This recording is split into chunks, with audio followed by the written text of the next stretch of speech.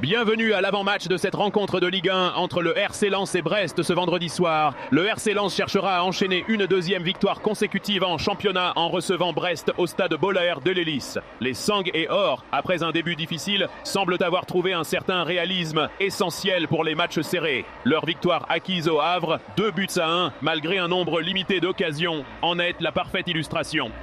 L'entraîneur Pierre Sage voudra que son équipe conserve cette efficacité face à un adversaire redoutable.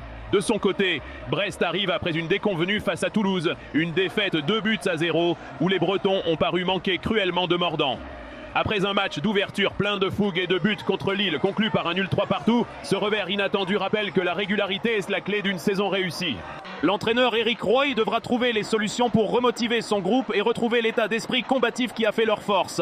La rencontre s'annonce passionnante, opposant le momentum lensois aux besoins de réaction brestois. Le public du Bollaert, toujours aussi fervent, compte bien pousser son équipe vers une victoire qui lancerait véritablement sa saison. Pour Brest, le challenge est de taille. Ramener un résultat positif d'un des stades les plus ardents de France. Tous les ingrédients sont réunis pour un beau spectacle.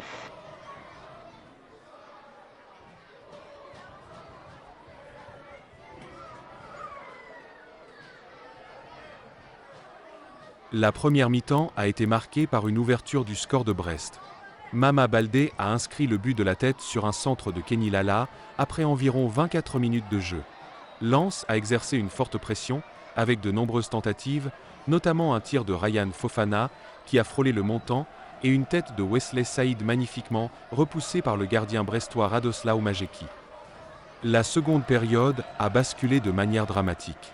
Après environ 55 minutes, le gardien de Brest, Radoslaw Majecki, a été expulsé directement pour une faute dans la surface, conduisant à un pénalty pour Lens. Florian Thauvin a transformé le pénalty de la gauche peu après, ramenant les deux équipes à égalité. Malgré leur infériorité numérique, Brest a bien résisté. Lens a continué d'assaillir le but gardé par le remplaçant Grégoire Couder, qui a réalisé plusieurs arrêts décisifs sur des têtes de Mathieu Hudol et Samson Bédou. Le match s'est terminé sur ce score de parité, un point pour chaque équipe.